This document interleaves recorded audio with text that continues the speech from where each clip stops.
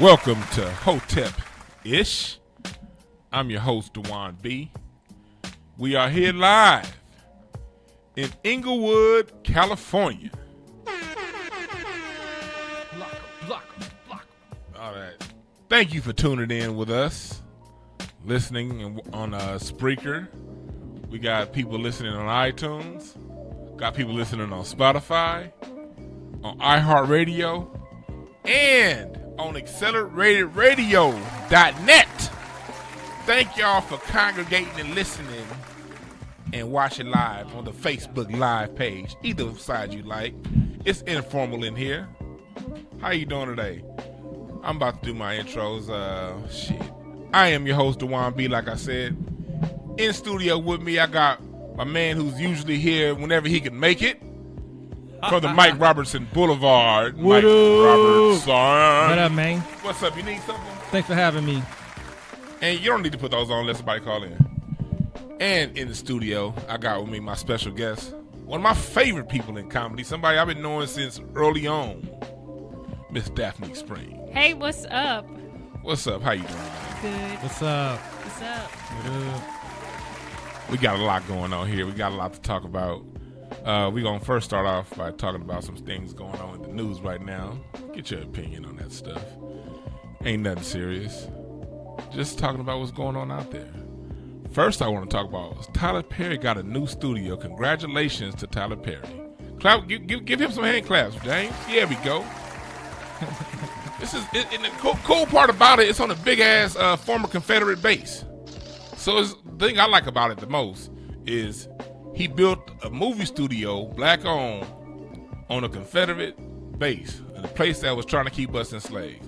So that's what I like most about it. Did you hear about Tyler Perry's studio? Yeah, and they said that it's bigger than Paramount, Warner Brothers, and another studio combined. I did not know. Hey, that shit is big as hell.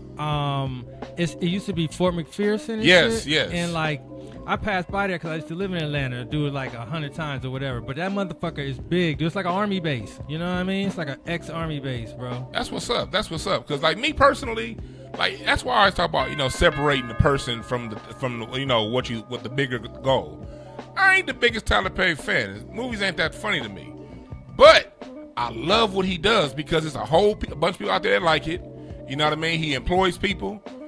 People that know that work with him, they all say he employs black people. He employs black people specifically, and everyone I know that's worked with him has nothing but good things to say about him. So I don't have to necessarily like the movie myself to like the larger thing that's happening. You know what I mean? So for him to do that shit at Fort McPherson, shout out to you, Tyler Perry. We just got a caller calling in. My normal co-host calling in from Houston, Texas. What's up, Larry? Clap it up for Larry. What's up, man? What up, Larry? What up? How everybody doing? We all good. We got Mike Robertson's here in the studio with us, and so is Daphnique. Hello, Miss Spring. Hello.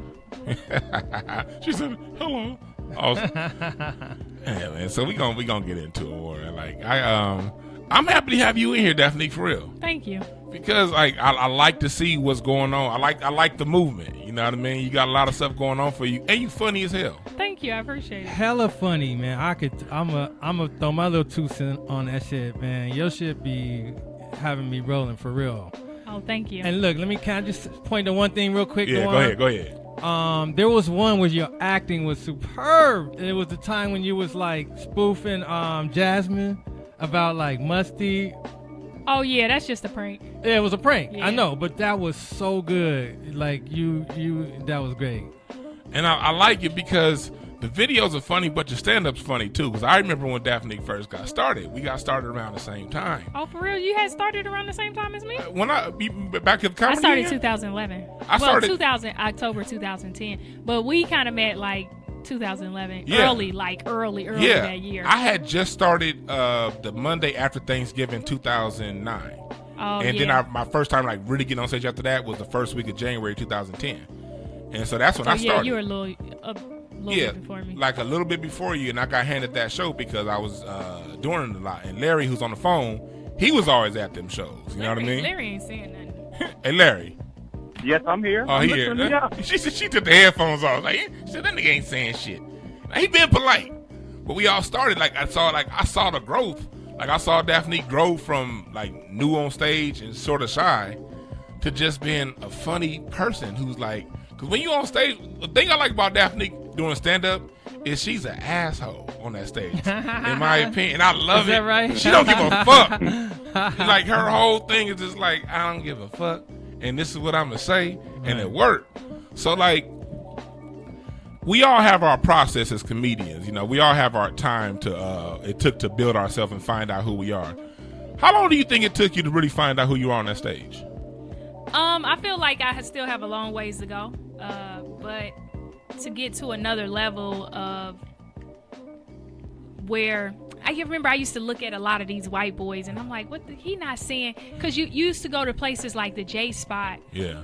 You know, I love that place. I feel like they're going to open it back up. But shit, probably 2 God weeks. willing, they will. You saying 2 weeks. Because it's a great place, you know what I mean? It is. And it's a great one. It's one of a black-owned comedy club where they not fighting you to get on stage. They like, oh, you think you funny? Go ahead. We don't care if you bomb because the host going to get in your ass. We going to make it funny somehow.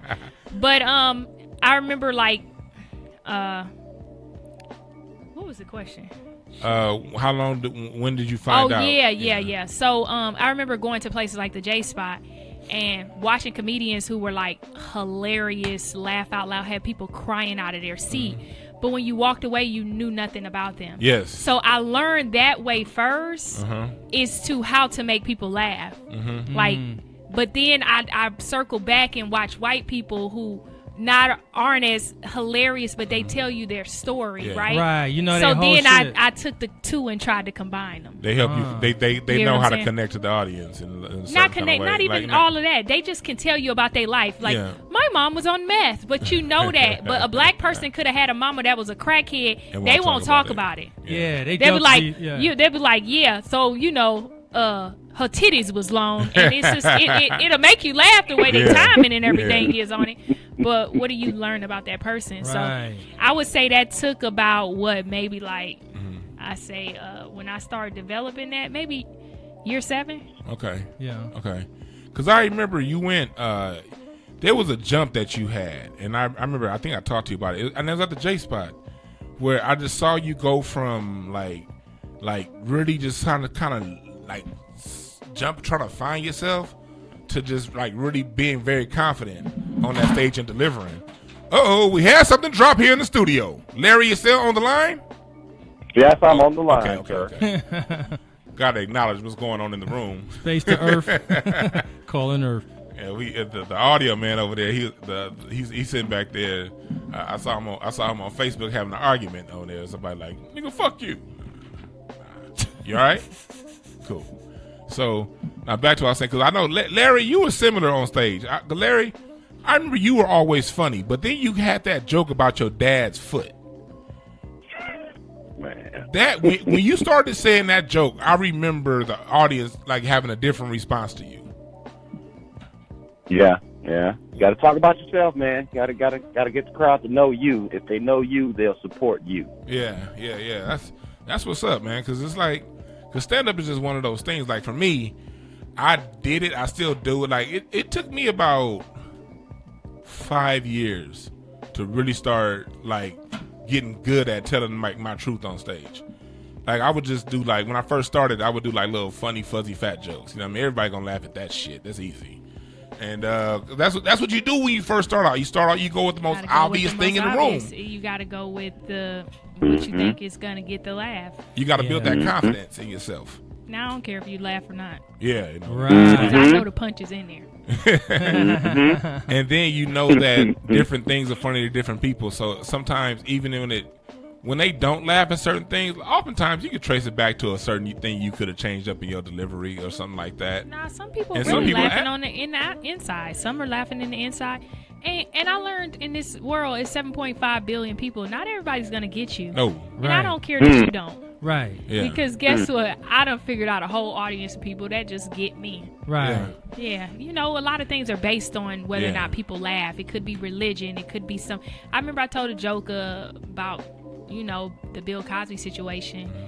And a girl said, I didn't think that was funny because I was raped, and I'm just like, now it's about you. Right. You know what I mean? Right. It's Don't take it but I personal. can understand that she wouldn't think that was funny, but it's funny to me. I'm still gonna tell the joke. And it's Sometimes you still, just it's my gotta joke. say keep yo telling bad. that joke. Yeah, keep telling that joke. Yep. Sometimes it's like yo bad, you know, and you don't want to say it that way, but it is. But people don't know. Sometimes you can heal yourself through laughter. Yeah. So.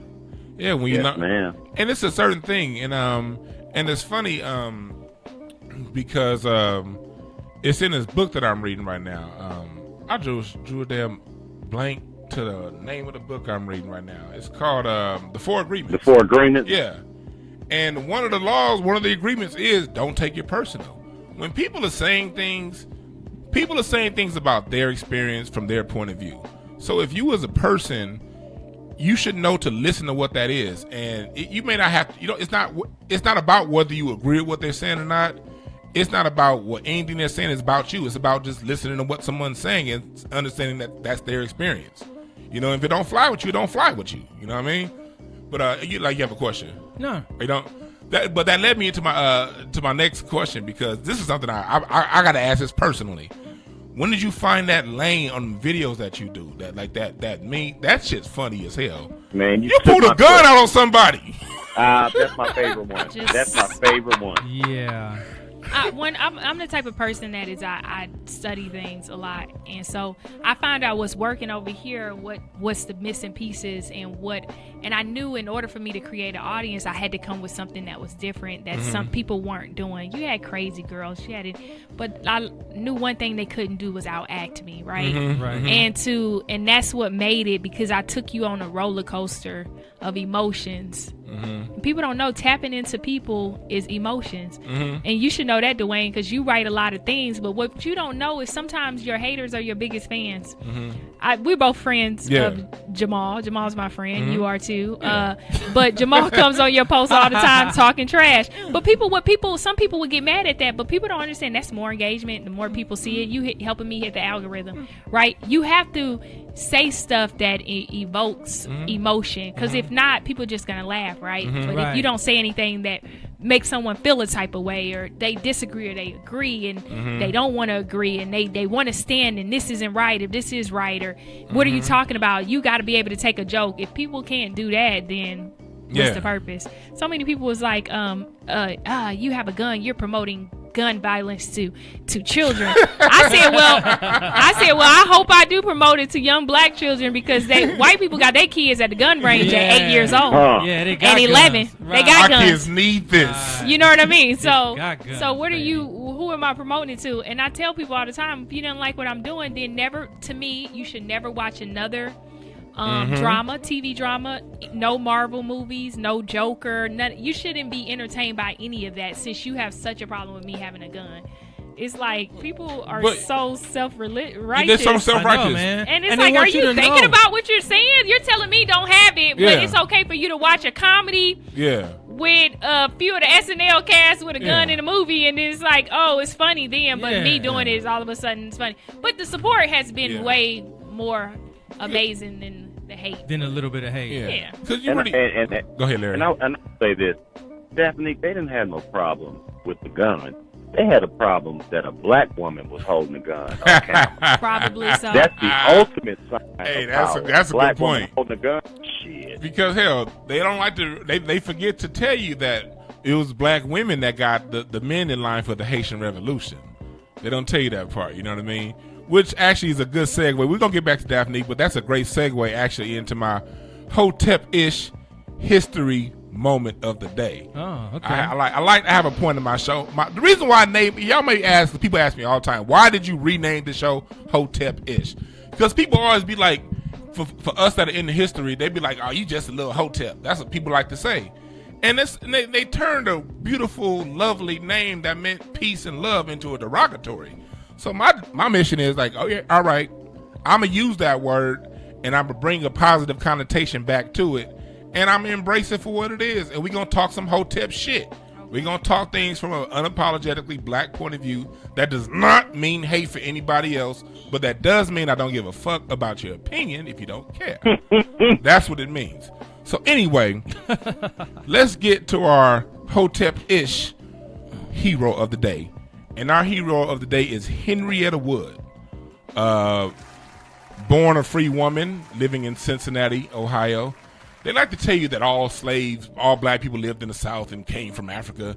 No, the native people who were here, especially in the Ohio and Northeast region, were dark-skinned. If you look up the 1828 Webster's Dictionary definition of of American, it said copper-toned individuals. So that's they what constantly rewrite our history. Yeah, and that's what people will argue down. Like Yeah. this wasn't structured because black people were already in America Yes. thousands of years before Christopher Thousands. Columbus. We had already traveled the world. We were quite an intelligent people, Right. and we knew How how to about travel that? the world. And the Native Americans were black, but they show you this in like the early 1300s when they depicted the Native Americans. They were dark. they said. They looked Right. like Ethiopians when they got here. Yeah. And then when as the years passed, they rewrote history. They made it lighter and lighter and lighter. And then you have all these people, these inventions and patents. You know, at a certain time in history, black people weren't allowed to get inventions, Nope. allowed to get patents at all. Nope, not during slavery. So the things that we owned, it was whoever we was working for, the slave master or whoever the people were that were head above us, actually got the patent themselves. Oh, of course, you know what exactly. I mean? So it's the just biggest jack move of all time. It's the biggest jack move of all time. And we were already here because when I went to Africa, I already did the roots trace or whatever, if y'all believe in Ancestry.com or not. But I'm mostly black. Like, I mean, ain't really nothing else. They said I was Mayan from Maya. But the Mayans were dark skinned too. Right. Mayan from like Mexico Right. area. But it depicted me as being They're black, dark-skinned and too. it kept saying that it pinpoints black Americans from being certain regions of the country. Isn't Yeah. that very confusing? Yeah. Yeah. It says that you're from certain regions, like, oh, you may be from the Midwest, you may be from the North, you may be from the South. That's Yeah. where your lineage is Cameroon tracing back and from, shit, all right? this shit. Because we were already here. They But want to look, make us all think that I heard that they weren't even really bringing black people over in No, ships that it was. much. I'm gonna tell you the official number is 400,000 came from Africa. 400,000 came on ships, and then by the 1900 census, you had over 10 million black people here. You can't get 10 million from 400,000 in a 6-year span. But look, here's another one thing- thing too. So they were enslaving the people that were already here. Let me tell before we get there. Let me tell this history fact, and we're gonna talk more about this because this has everything to do with what we're talking about. Sales. So I want to give a shout out to Henrietta Wood. Yeah. She lived in Cincinnati. There was a man in 1853 by the name of Zebulon Ward. He lived in Kentucky. Kentucky was a slave state at the time. Cincinnati was free territory, native territory. He got her to cross the river, and then he kidnapped her and sold her into slavery. And so she worked out her time in slavery. And in 1870, after slavery was over with, she came back, found that motherfucker, sued him for $20,000 and won. The first, so when they say black people can't get reparations for slavery, it's already on the books. Did you know slave masters got reparations Yes, for slavery yes. after slavery was over? For that. They got reparations. They got reparations. They got reparations. And so this woman got her money. She got $2,500 paid out in 1878. And so we see that going into what we were talking about, they always tell you black people came from other places to here. Let me tell you guys one more factoid, then we're going to break this down one more time. Rikers Island, New York. You know what that is, right? You know how it got started. Rikers Island got started because in that upper northeast region, you had the native people, the Algonquin. You had the Seneca, and all these dark skinned tribes. When slavery got established in New York, and it was slavery in New York, you liberals, it wasn't just the South. Y'all only stopped it because it was too much fucking snow to keep it going on. But there was slavery in New York, and the reason why Rikers Island was created was they would capture free blacks and free natives and then sell them. They would take them down to Chambers Street. Chambers Street is still there. That's where they would have a dungeon. And then they would march them from that dungeon on Chambers Street down Wall Street to the stock exchange, where they would sell the maimed, the young, and the old as stock, as groups. Because the young, the thick, strong, husky ones got sold individually. The old, the maimed, and the people that they would capture through Rikers Island, they would sell them as stock. And so there's your beginning of the stock market. There's your Rikers Island. And Rikers Island still to this day holds prisoners with no charges, mostly black. So, that's a little bit of what's going on in this country right now. So I want to drop that factoid out there, and I want to give a salute to Henrietta Wood, black hero, black woman who fight, because I wouldn't fight like a motherfucker. And that's one thing I like about you, Daphnique, and what you do. You have your videos where you have your persona, but you still are not afraid to say some real shit. You haven't dropped that. And I want to personally, give you a big shout out for that, because a lot of people, as they ascend in this game, they get more afraid. And you don't go around, being on some old angry, militant, fuck you shit. No. You're very reasonable in what you say, but you say it. Talk to me a little bit about that. You having maintaining your courage. I just think that, it's just a lot of people, especially us, we're like still mentally slaves. Yes. And some of us just don't know a different way. We never heard a different way.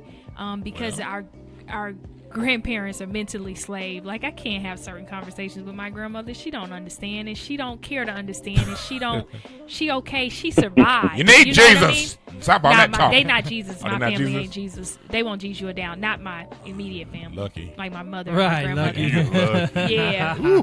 But so it was just like, wow, like you can't talk about that. So you got to understand, so many people come from that.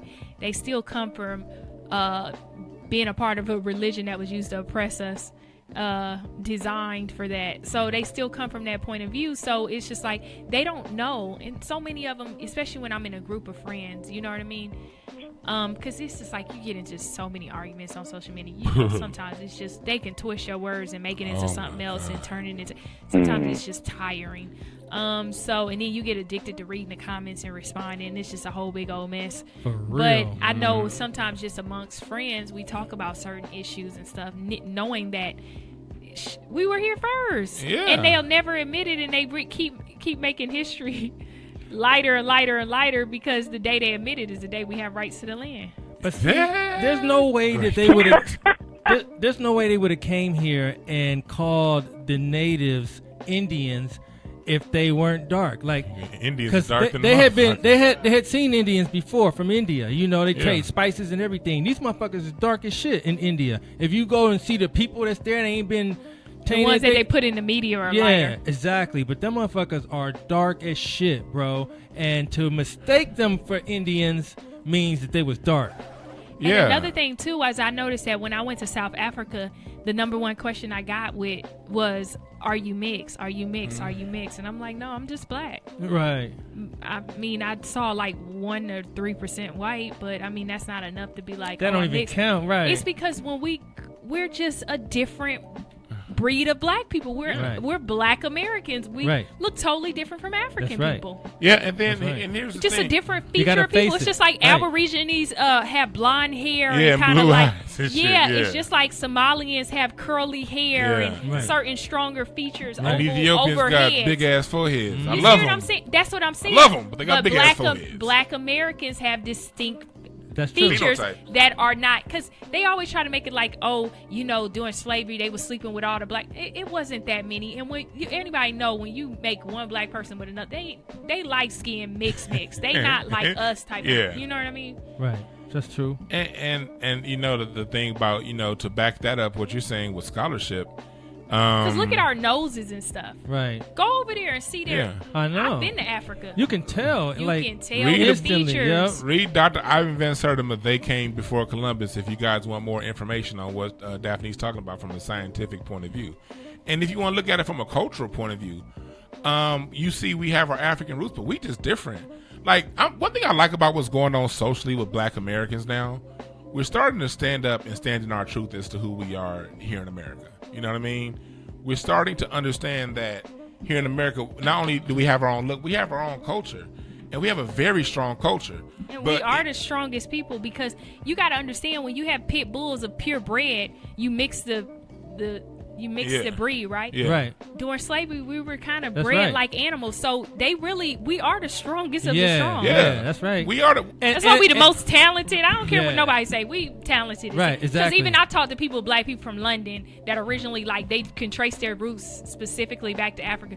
They like, y'all culture's so Y'all dope. shit y'all different, rap, right. y'all, everything. We the way created y'all jazz do and something. hip-hop. Yeah. Yeah. Rap like too. Hip hop, rap, hip hop, funk, You can tell me R&B. old school hip hop.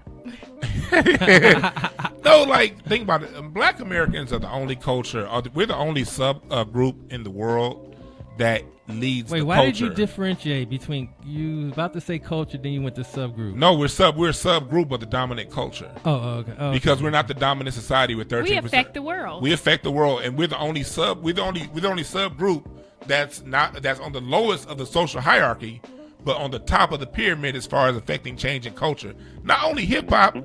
Go back and watch an episode. Go back and watch an episode of Martin, and just look at how Martin shifted how people talked in the '90s. Like Martin had people had Oprah saying "You go, girl." Like that became like a common thing that white people were saying through the late '90s, but it came from Martin.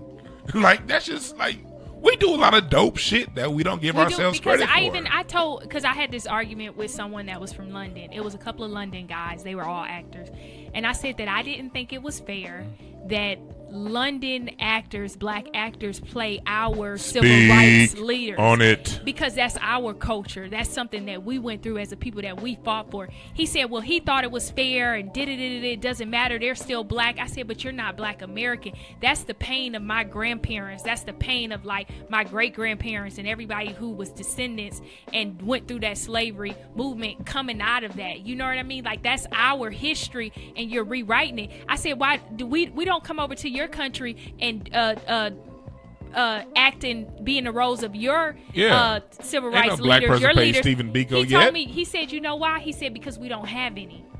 Ooh. He said we don't I was have, just he said thinking we don't, that. He said in London and people, Yo, he said we bad. still deal with the same racism and everything. He said that's why I feel like we should be able to play the role. He said, but we don't have no Martin Luther King. We How don't can have you play no the role Malcolm if you X's. ain't won it? If you ain't won nothing, how can you play the role? But right when you were saying that, I was thinking in my mind, like, wait, they ain't don't got have none. any of right. us. They don't have. I mean, but Africa, you knew they had Nelson Mandela and people like that. Winnie and, but they're saying in their country they didn't have any of us. Larry, what was you gonna say? Man, I know why these directors, these studios hire these British niggas to come play American niggas. It's very simple because when they say cut, the British accents remind the white folks of being at home. It reminds them of their roots, so they feel comfortable around niggas with British accents. That's what that shit's about. Hey, and on top of that, here's my take on why they hired these outside people, because I think it's just a flat out, they're slapping us in the face right now, saying like, look, we about to replace, we had David Oyelowo playing Martin Luther King, you got Cynthia Erivo playing Harriet Tubman, you had the other British dude playing 12 Years a Slave. And a lot of them don't like us. And here's the thing, we're going to get into that. Here's the thing about that. The reason why Malcolm X was so great is because Denzel Washington was able to channel Malcolm. He can channel Malcolm because Malcolm's in his DNA. He's in his experience. He's in his granddaddy's experience, his mama's experience. So you can channel and emote that. Being an artist, the best artist is the person that has the best ability to emote through their instrument. Whether you're a comedian, musician, actor, it's your ability to emote and connect. And so when you have Angela Bassett playing Tina Turner, that woman lived Tina Turner, so when she plays her, you think you're looking at Tina Turner. If you did not live this experience, you cannot embody the experience. Wait, do you think these dudes ain't acting good though? Because I've been thinking they coming to the table with some acting skills. The British actors? Huh? The British actors? Yeah, like they're really good. No, they're really good. Their training is totally different over there. They're amazing. But the only thing I said, that's just the one thing I wish that they would just agree not to touch, is give it to an African, because like you said, it's in our DNA. It's in our, this is our life. This is our culture. This is what we live. This is the fight that we took, because a lot of other races sometimes don't show us respect. Asians, the Indians, not all of them, but you know, a few select Mexicans and Hispanic people, they don't show black people any respect. They want to say the N-word. They want to be disrespectful towards us. But what they don't understand, if it wasn't for black people like Martin Luther King and Malcolm X fighting the fight and black Americans fighting, nobody would be able over here, because true racists don't like nobody. Right. But none of you people, motherfuckers. They don't like Jewish people. Right. They don't like Indians. They don't like nobody but other than white people. Right. Keep it 100% authentic white. Right. That's how they truly feel. Right. But Anglo. everybody else shows us disrespect as a culture when we have paved the way for everybody to be allowed here. Shit. All And day. here's what, like, going to what you were saying about that, and going back to what you said about acting, yes, they are technically good, but like when they're good. They're Technically, good technically. But like I said, it goes back to music, and the same thing in music and sports. You have your technical aspect, that's one level, but that ultimate level is when you combine the technical with the spiritual and embodiment and emotion. That's where you get the supreme. Here's the evidence. Yes, those people play really good roles in the movies, but did they hit? Like, did Selma hit? Like, does anybody quote a line from Selma? Does anybody quote lines from? I tell you, motherfucking Idris as Stringer Bell in The Wire was fucking I ain't talking about no damn everyday TV show. Still we not I'm talking about. We're talking about. What are we talking about? We're talking about civil rights leaders. Africans that's what we're playing about. civil rights leaders. Like such and such, David Oyelowo playing Martin Luther King. Or Malcolm X. Yeah, he did play Martin Luther King. But if another one of them played Malcolm X, they playing Harriet Tubman. That's in our DNA. That's the only I don't mind that they get roles. I mean, get your roles. Get your money. Because you got the guy he killing it on Snowfall. Yeah, exactly. They can have their roles, but when it comes to playing our sacred heroes, because Black Americans, it's almost making fun, dude. It's like a mockery. No, I don't think they're doing it in intentional mockery, because I talked to people that were from London. Not the actor, right? Not the actor. But the industry is saying, exactly. we'll get another version of you to play you. Exactly. And like going what you said Larry said a little something earlier about when they say cut. Larry said a little earlier about when they say cut. When you're dealing with, when you go back and listen to LeVar Burton talk about being on the set of Roots, like there are certain scenes where the people are crying, like when they say cut, because those experiences sort of come back up, and you get an emotion that's coming out. When you're dealing with someone who's not connected to the experience, when they say cut, it's cut. And so all them white boys on set can feel very goddamn comfortable next to them because it's not a life-lived thing. So, I think that's part of it. Yeah, that makes sense. And so, well, going back to what Daphne said about them, have a respect for the role and respect for what it is, because we as Black Americans, look at who we churned out as far as leaders, from Frederick Douglass to Angela Davis to you can go down the line. You know what I mean? And then when you go to music, what we done from the progression from the ragtime to the blues to hip hop to rock and roll to R&B to what we going to rap. We better be careful talking about that, because then they may be like, oh, well, y'all can't none of y'all play in Black Panther. So? I'll be like, so? Wakanda ain't real. Black Panther, no. Gotta be all we actors. can, because the only real city on Black Panther was Oakland, so we can at least play them scenes. Yeah, them scenes. That little about no, two but Wakanda scenes. wasn't real, so we can play them. Wakanda is really in America. Funny. Yeah, so we are here at Hotep-ish Live. Thank you for listening on iHeartRadio, Spreaker, Yikes Radio, Accelerated Radio, and all them damn stations that y'all see in the background. I thank all y'all for listening. This is D Brown Hour with your host, Dewan. That's the old name of the show, D Brown Hour. I just renamed the show 2 weeks ago. And you just said it like about I just said D Brown Hour. Ago. I just said, no, it's Hotep-ish. Yeah, you said that 20 with seconds your host, ago. Dewan B.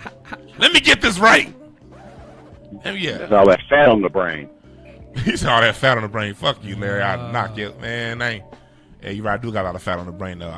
I just got a Vitamix, so I'm about to start drinking my vegetables and shit. Oh, about to, huh? Yeah, about to. I ain't started shit. I ate a chili cheese dog. Keyword is about to. No, but but here's one thing I do. Another person that, going back to what we were talking about a little earlier as far as Black people being here, not only were we here, like, we got to look back to when Spain, when that shit ended. They had a bunch of Black people that were in Spain, the Moors. That when the Inquisition came, they had to convert to Christianity and change their name from a Spanish name. From a Islamic name to a Spanish name, and a lot of them came over here. History factoid I want you guys to look up: the Ladinos, Ladino. The Ladinos were the Black people that were in Spain that during the Inquisition, you could, if you didn't want to change to Christianity, you could be a Jew. And but they kicked them Jews out too. And the first thing they did was send them to Dominican Island, to the Dominican Republic, the Dominican Republic in Haiti. So look that up, the Ladinos, Black Jews that were sent to the Dominican in the early 1500s out of Spain. Hey man, I know when I was in Rome, bro, where shit was really nice and everything, all the monuments and everything, man, it was beautiful people of all colors and everything, right? So at night, I like figured out where the little club scene was and shit or whatever. They had one strip with about like 20 clubs next door to each other and shit, right? Everybody black, dude. Everybody black in this whole region of town that I didn't see in the daytime, bro. And when I say black, not like us, like you were saying earlier, how it's like a different look. They was not black like us. Like They had their own. Homie, they look different, man. More like a. They look like they belong at Caesar's Palace, in Vegas. Yeah, probably, nigga. But but they was black though, bro. Like it's just far as just skin color. So what I'm saying is tying it to what you're saying. Out the Moors came to Spain. They also came to Italy, Greece, all that shit. It wasn't just Black people Spain. were world travelers. Right. Portugal. We were everywhere. Right. The whole even planet. if you look up the original Asiatic Asians. black man, Yeah. the original Asians were black. And go back to the original, like you brought up Rome. I want you guys to look this up too, because everything I say here on Hotep-ish history, I'm going to point you to a book or point you where you can go so you can check my work.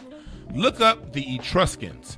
Before the Roman Empire became a thing, there was a civilization in the boot of Italy called the Etruscan Society. If you look them up, it's a whole bunch of Andre 3000 looking ass niggas with big with big ass, E40 lips. You know what I mean? And they were called the Etruscans, and that's the civilization that the Roman Empire sacked when they became the Roman Empire. But we also have to know that when these you look, dudes, that's these same dudes, man. They got that look. yeah. Matter of fact, and we have to know that most of those Roman statues, most of that shit was made in the 1900s. Like those is remakes. Them pearly white statues that you see, because Romans were olive skin. More like the 17. The 17, 18, Yeah. it's up through the 1900s. Okay. Yeah, because that's when they stole all the obelisks from Egypt and put it in the Vatican and all that Yeah, shit. and all that shit got burnt down though, and then they start rebuilding. That's what I mean. Like the Yeah. statues are. Yeah, that's a whole nother discussion. But it lends to what Daphnique was talking about, how we're world travel, because the word Moor, Moor, like when you get on a boat, what do they say? You moor a ship. A ship has a moor. That's what the guy's a ship. The term Moor was synonymous with black, but what Moor meant was people who navigated the world. No matter what part of the world you went to, it was these niggas on these ships that was coming up, passing out. There are stories from the Songhai Empire during the 1200s. They shipped an elephant from West Africa to China through the Songhai Empire. Like the term Moor is like we're the ship people, the swarthy, dark people who was on these ships, and black people literally owned the trade rights to the world up until 1492. People think 1492 is just Columbus coming out. Yeah, that Columbus was a result of the Spanish Inquisition. Columbus they were savages. And but do you know They were kicked out of right, criminals. Columbus died in jail. His body's in the Dominican Republic right now because of he got sued and he lost. I mean, he got in prison for treason because he was trying to play Italy and Spain against one another. And then we also have to know he had Moorish guys on his ship. So all these things are true. And so I want you guys to go ahead and look that up.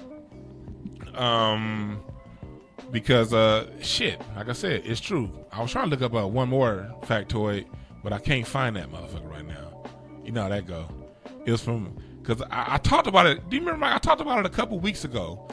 I talked about the first black people here in America in 1526 when they beat the first black people that came from Africa. I remember now. Yeah, first black people that came from Africa, 1526. They came here. So slavery had already started before that. Yeah, because this is what happened. I'm glad you brought that up, because what how slavery started was that's when the church said, okay, the Catholic Church came out and said, okay, we're gonna divide the world up between Spain and Portugal. Spain, you get the Eastern Hemisphere. Portugal, you get the Western Hemisphere. That's why Brazil and all them countries speak Portuguese, because of that. And then that's when Lutherans came through and said, fuck that, and created the Protestant church, because you ain't gonna leave us Anglos in Northern Europe out of this shit. So it was commissioned by the Pope.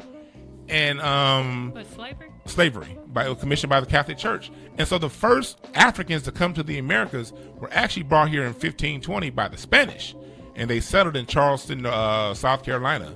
And then in 1526 there was a rebellion, and they kicked them Spanish out and moved up into the mountains and settled here in America. So actually the first black colony from Africa in Charleston came from the Spanish, and not 1619 like the British, like they try to tell you.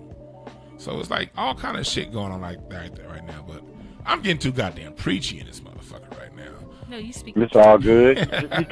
You dropping gems. You dropping gems. Because like really, because it's not about hating. The misconception, like earlier you mentioned a particular person that likes to kind of come at me on Facebook. The reason why I keep people like him around, because I know that I don't own autonomy on thought. You know what I mean? I know that my point of view isn't the world point of view. And sometimes when you give your point of view, you give it straight shot, and you need somebody to come and challenge it so that you can further explain it and get more in depth sometimes, if that makes sense. That makes sense. Right. I think I don't mind the challenge. Because I love to read the threads. Just ask good questions. Because usually I just go right to clowning and talking shit. I don't even answer the questions. Sometimes because I don't feel like it. Y'all two Well, you can outside tell of this some probably people- could be best friends. Some people's intentions, man, be not cool. Not Yeah. even. You could tell by the shit they say if you want to engage with them. Like some niggas say shit, and I'd be like, man, you're a loser, man. And that's the thing behind it for me is like I like being challenged. I don't mind being challenged at all. What is the intention behind the challenge? If the intention is, okay, I want to know more, I got you. Right. If the intention is, I want to prove you wrong, but I'm not going to bring anything to prove you wrong, I'm just going to say what you're saying ain't right, get the fuck out of my face. That's Man, bad. if you're on social media questioning facts that you can go research yourself, and you don't choose to, but you still want to question it, man, I can't call you anything other than a coon. Shut up. That's what you are. Not the C That's what I'm word. saying, loser, man. And that's the thing, you know. Yeah, man. But there's some other things going on in the news right now. I want to get you guys' opinion on. I want to talk about Judge. Did we talk about Judge Tammy already? We didn't talk about Judge Tammy the Mammy. Nope. Judge Tammy, the lady that was the judge for the case, Amber Geiger case, that was out there hugging and giving Bibles. She got brought up. She came out and said They said that was considered unethical. it can be, And it so was, man, in my opinion. because I wonder if it was the tables were turned. Well, I don't wonder. this is what she said. Judge Tammy said, well, if she's on Good Morning America today crying, talking about, well, if Amber Geiger was black, the black community wouldn't have a problem with what I did. What that got to do with what you did? She ain't black. Yeah, she ain't black. Do you think that she would have? Do you think that judge would have went out and hugged a black I person? still would have thought she was just as fucking crazy, bro. I would be just as surprised, like even more surprised. Like, damn, why you hugging her? Because I expect that she's gonna hug that little white girl. Dude, they all work together, bro. They all in the same system. They all, it's like a circle, man. You catch the robbers, you bring them in, they try the cases, man. You send them to jail, you drive them to the jail, they get out, you do the shit again and again and again, man. They all work together, bro. And then they love each other. And then I'm gonna need your police union to donate some money to my re-election cause if I think I'm gonna get up in this office too. Police. Do you think she would have hugged a black person, Daphne? Well, I mean, it just goes back to her history. I mean, that could be easily proven or proven it's to be true. a fact or false information. Has she? Has she ever hugged a black person? Yeah. That was on trial Very for good murder, question. whether they killed another black person or not. How many of Very her good. actual people that she has had cases that have come up into her? I'm sure there's courtroom, been many. How many has she hugged? That was very weird, and I think it was inappropriate. And I agree with whoever's filing the charges against her, saying it's unethical, because it's like showing favoritism. This person wasn't into a thing where they saved a life and accidentally murdered someone. They actually went into something. Imagine, you know how scary that is. Just each one of us sitting here, if someone comes into your home and kill you, Bro. not Like this- on a robbery, just because they a cop and they just.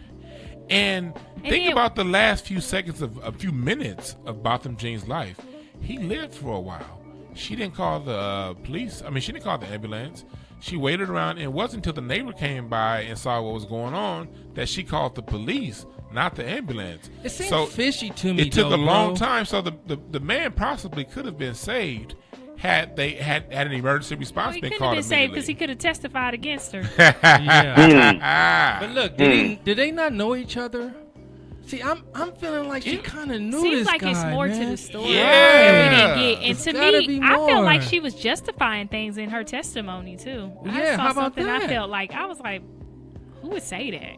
And then but here's the thing about that whole case. And then it was everybody was in on it too. Yeah. Did you see the bailiff stroking her hair? Yeah. And that's The brother. Yeah. I'm like, bruh, black people got to stand for something. My uncle was actually a part of a murder back in the day. They killed this guy that owned a pawn shop. They tried to rob it. And my uncle is said to be that the guy he was with, that he was committing the crime with, he set the guy on fire. They Damn. stole all the jewelry and set it on fire. But for a long time, the cops had no lead. They thought it was some Haitians that had done it, but it was my uncle and his friend. And my uncle had escaped it, and his ex-girlfriend turned him in and set him up with the police. Damn. So he ended up going to jail, and both of them ended up going to jail. Well, here's to get to the end of the story. Do you know that man has been dead for, my mom said, since before I was born? 30 years, over 30 years. And every time my uncle comes up for parole, that the kids show up, and if they can't show up, they write a letter saying they never want to see the light of day. But black people were so forgiving. Yeah. That's a white family. They're like, yo, you killed my father. Right. Like, I hope you never see the light of day. Wow. Yeah. But it's like, why are we so forgiving? So- That and was thing is, weird. I have to forgive. That's another Christian type of religious Oh type yeah, of I got pushed out. Mhm. That's exactly where that chain. came Yeah. from. That's a chain. It's a chain. Slap the other cheek, turn the other cheek. Yeah. Oh yeah. And here's All the thing that. The about God that. I believe in, believe an eye for an eye and a Vengeance tooth for a is tooth. mine, okay? goddammit. That's the God I believe in. And here's the thing when it comes to that. I'd buy the Christian saying forgive if But you then forgave your they family. don't buy the shit. They don't buy the shit Yeah. either. They don't buy it. You No, know I'm how I saying- know they don't buy Why? it? Because they always be like, karma is real. Karma is Yeah. real. So who? Yeah. So the come God on. you believe in, Right. well, if I do wrong to you, He's gonna send wrong back to me. But you expect for you to be forgiving. God forgive. They think God is Big Rick Brother. Rick Ross say, God forgives, I don't. I don't. And, Hey, go but ahead. look, every time there's conflict, And I don't think God forgives either. Every- But that's a whole nother topic. every time there's major conflict in the Bible, God handles it with violence and murder. You know God what I be mean? whooping somebody's ass. That's a fact. boy. Nobody kills more than God. By the thousands. Think of like crossing the Red Sea. Think of the flood. And he brought that whole water down on them. David and He gave them their Goliath, own nigga. little Katrina. Yeah, Samson and shit. No, Motherfucker, like, this motherfucker, God said, all right, it's going to be a flood. And all these sissies and hoes is going to die. yeah, everybody. Just buy this big-ass boat. You trying to never have a career. No, I'm saying that's what God said. That's not what I said. Because he said all the sissies, all the gay people, all the hoes, all the sluts, all the gamblers, all the shooters. Y'all keep sitting here. Noah, you get all the donkeys and shit and get on this little boat. And we going to kill all these motherfuckers. God, come on. Man. Go ahead, Larry. If God was as forgiving as people say He is, then why the fuck is there a hell? Everybody would be in heaven. Why is there a hell? You see what I'm But saying? see, How first of people all, there actually ain't a hell. contradict themselves. You know what I mean? They believe one thing, but then contradict it with another Right. thing. It makes absolutely no sense. And here's the thing. You're right. Why is there a hell? Why is there a hell? I don't And believe in heaven and hell either. and like I but said- that's Yeah, another but- topic. No, I don't Yeah, either. yeah, I'm yeah. just saying. I'd buy you all this forgiveness shit if you forgave your own cousin for that $30 you loaned him 2 years ago. He ain't paid you back. Like y'all, you don't forgive your own family. You don't forgive your own people. You don't That's forgive niggas do nobody. Black people forgive the people that molested the kids in the family. Yeah, that so part. You gotta get. It's so. But they don't forgive the person that was late from picking them up from their recital 3 years ago, and they had to wait in the rain and catch an Uber home. You still mad? That sound personal. Yeah. Still Need you to mad. come back to the table, Dwayne, because you just left. Yeah, he ain't gonna never talk to you again behind that shit, bro. Yeah, man. So like, Where was you at, nigga? so like I said, you can forgive if you want to, but that shit's not cool because for me it's just a sign of cowardice. it's a sign that you don't want to handle your business. It's a sign that you're waiting on somebody else to handle what you have to say. You're running. With the day and age of social media, I wonder, do people do stuff just for attention? Mm-hmm. You know it. Well, absolutely. Imagine the attention that it. you get and how you'll forever be talked about on every news channel because you hugged and forgave someone who wrongfully killed your brother. Yes, they know the cameras are on. They know people are watching. I just wonder, everybody want to go viral. And but They on want top it of that, bad, it too. wasn't just the family; it's the attorneys involved too. Because I saw basically attorney Lee Merritt basically on Twitter admitted to when they do that, it kind of gets the settlement money up a little bit. You know what I mean? So you got the attorneys like Lee Merritt and then Benjamin Crump. Hey, look, America, if something ever happens to me, do not hire Benjamin Crump to say shit. Benjamin Crump is the attorney that you see around every time a black person dies. Oh, really? You see this brother that Don't hire him. Yeah, don't hire him. Yeah, you see, and he can't talk clear. He a lawyer, but he talk like this, and I don't know how you could win any kind of lawsuit talking like this. This motherfucker ain't one. I seen him around Trayvon. Every time I see this dude around, somebody black that's done lost. Damn. Don't hire him. He ain't got no win rate. No, he's the anti-Cochran. We've come a long way since Johnny Cochran. Right now, you got these cats out here hustling, telling the families to hug the cop so they can get some more fucking money. That ain't cool. Man, I don't know how they was raised, man. Different. In my I don't have the time to tell this. I do. I just want to say this one last little thing about the NBA, and I don't care. This isn't about the NBA, but I'm using them as an example. They got China just hit them, and basically they played some games, and because one of the owners of one of the teams in the NBA came out and spoke up about the protests going on in Hong Kong, and the Chinese government said, "Hold on, white boy, you can't say what the fuck." All the shit you got going in America, you talking about us? No. Y'all can't play your little bullshit ass games. Matter of fact, play a game. Don't talk to the media. Get your ass home. And I'm going to think about canceling this $4 billion relationship we got.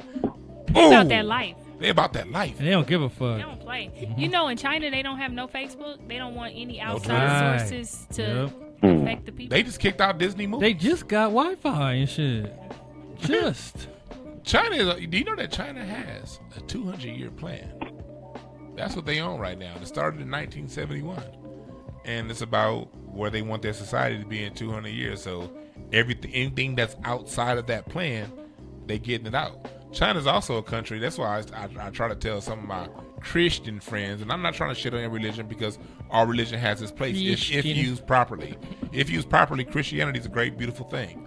But when you go around talking about something, it's the greatest thing ever, and it's the only thing that keeps the world together. Look, Christianity in its current form is a little less than 2,000 years old. Chinese civilization has been around for 3,000 years consistently with no religion. So, that goes to show you. China doesn't have religion? No, China don't fuck with religion. If you come talk about that, that, and that's what they in Hong Kong. Hong Kong was the only part of China that was conquered by the British. So there's a lot of Christianity in Hong Kong, and China's basically like, look, now, y'all have to get that shit up out of here. They used to follow I've never seen an Asian person at like church. the monks and shit. Shaolins. Well, that's a way of life. It's not a religion. That's what I'm saying. They follow that. But they say follow Islam the is a way of life. Yeah, but like Islam is a derivative of all of the older sayings, like Christianity, like Judaism. They're all derivatives from past ancient texts. And China just basically said, no, we're not going to do the religion thing. We're just going to live our lives a certain way. And if you got a religion, you can get the fuck up out of here. And so I'm just glad to see the NBA get bitch slapped because they like finding black players $45,000 for saying the referees suck. How you going to find? Like, we're going to pay you a gang of money, but we're going to get some of it back. But and if you say anything against us, boy. Give it back. Oh, what'd you say? What'd you say? So now China said, oh, you want to play basketball in my country, huh? You going to talk about my country, huh? I don't don't know what accent that is. Yeah. It sound like Texas. That is a horrible accent. That's my. That's not Chinese. I can't speak Chinese, and I don't want to offend them with my accent. My accent will piss them really the fuck off. And That's I ain't some trying to Star fuck Wars with China. type shit, nigga, in a Star Wars bar and shit. That was my. The That was. fuck was that? Hey, Fuck. Luke. That was me. I was watching Coming to America the other day. Want to shoot me in my pinky toe? I was watching that shit the other day. No, that's we Harlem about- Nights, folks. We about to get up out of here. Well, I want Larry, give them your contact information and how they can find you. You can find me on Facebook, Larry Anthony Goodwell, Twitter, at Larry Goodwell, Instagram, Larry_Goodwell. All right, Mike, where can they find you? King Mike Boogie on Instagram and Twitter, and my podcast, Mike Robinson Boulevard, Tuesday nights, 8:30. Cool. Daphne, where can they find you? Daphnique Springs. Find everything you need to know at imdsprings.com. Or you can just type in IMD Springs or Daphnique Springs. I'm everywhere. All right, and I am Dewan B. Find me on Twitter, DWANNB. Twitter, Instagram, SoundCloud, YouTube. It's all Dewan B. I just now opened my YouTube page up. That shit's anemic, so I need you guys Ooh, to go mine ahead too. and shift on over there because I'm going to start pushing a lot of stuff through Facebook. And remember this before I get out of here. There are no perfect messengers, only perfect messages, if you're willing to sit down and peep game. Remember that? My name is Dewan B. We out. Out. Bye. Like, wow.